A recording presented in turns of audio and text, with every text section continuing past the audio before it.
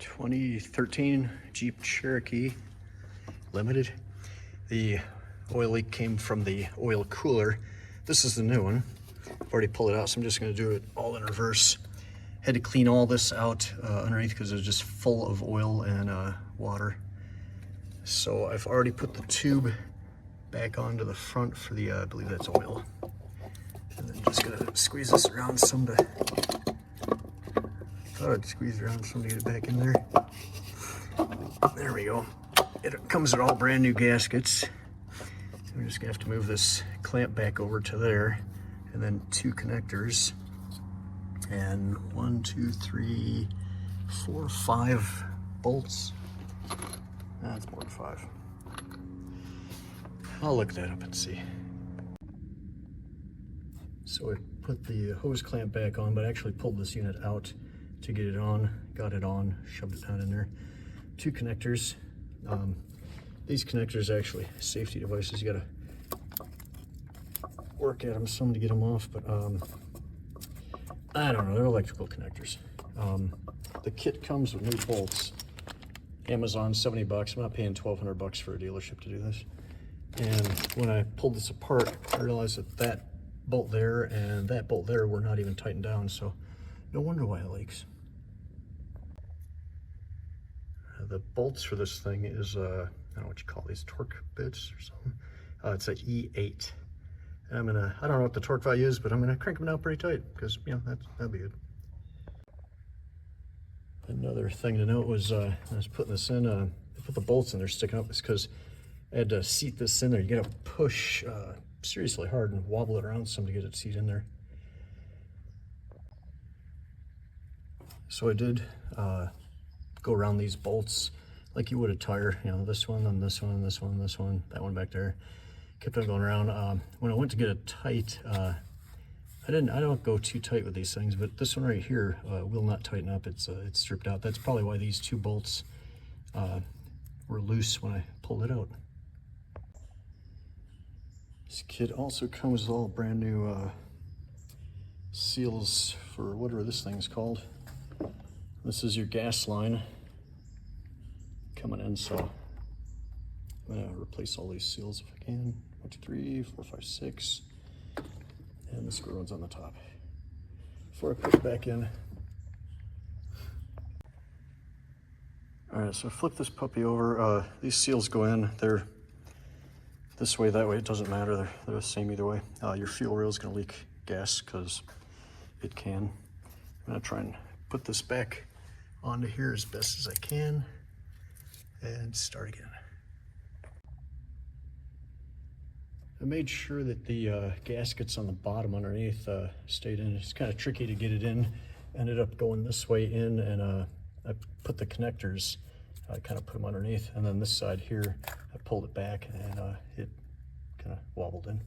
Other thing I realized is putting the fuel line back on is easier if this isn't in your way. So lift it up slightly, put it in, but you got to make sure those gaskets are in.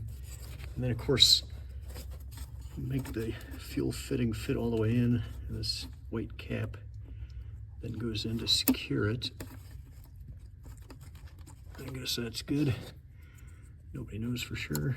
And then this is supposed to hold it down, but it doesn't come off, so that must be good. But yeah, to get this off, you could take both sides of this blue clip, just pop them, you know, it's a horseshoe, and then pop that white connector. I'd pop it all the way out, and the fuel rail will come off. As long as your engine's off, shouldn't be much fuel spewing out of that. So I put the bolt, well, I'm gonna finish putting these gaskets in and make sure the lower gaskets are still in properly, and then I'm gonna bolt this thing down also. All right, I've got the bolts in all their positions. 1, 2, 3, 4, 5, 6, 7, and 8. It's an 8mm socket, and I'm gonna start out at my lowest level and just go around just like put them in lightly and go around and tighten them up later. All right, so went around, put all the gaskets in, all the bolts in, torqued them down a little bit this way. It's all plastic and aluminum, so not too tight. I'm gonna put the fuel injector cables back in. You see it pull the red clip out, and then you got to pull this black, or push on that black piece before you get that out. So, yay. This guy wasn't hard getting out. It was either the 8mm again or a Torx 15.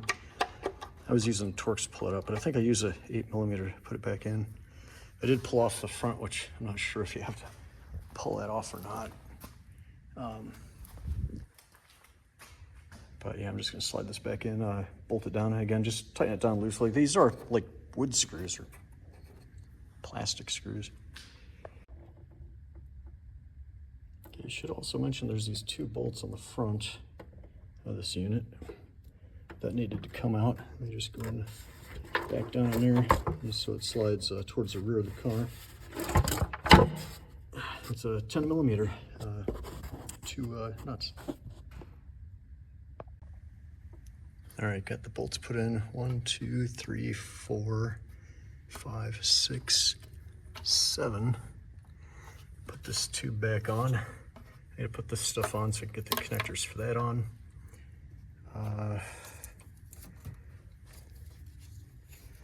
Where did this go? Up there someplace. That's where it wants to go. Okay.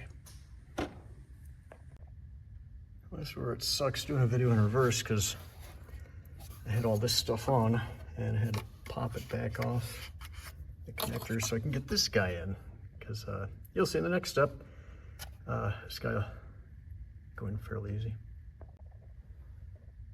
Okay, yeah, so this thing goes in pretty easy, pops out pretty easy. Just gotta pull this off and, oh, of course, loosen up this clamp back here. And with this out of the way, it'll just pop right out of there.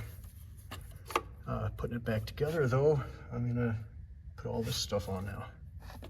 Oh, that electrical connector, I mentioned that? I don't know. Turns out I did not have to pull this off, kind of knew that, but 4 bolts on the front, took them off, took them back on. All you really had to do is take off this connector here, this connector, pop that off, and this connector here. And yeah, then this will come off with the whole thing attached. See, the tubing for whatever that is back on. Electrical connector popped in there. This one's on. This is an 8mm. Worked fine. Got this guy in. The last thing is this guy, or I should say the first thing, depending on which direction we're going here. But the last thing to put it back together is that one, and then check the oil level and test it. Replacing the oil cooler on a 2013 Jeep Cherokee. It was rather simple. I think I started about 8 o'clock. It's only 11 o'clock now, so 3 hours. Didn't know what I was doing, never done it before. Yeah, that's about it. I gotta run the engine a little bit. This new part did come from Amazon with an oil filter in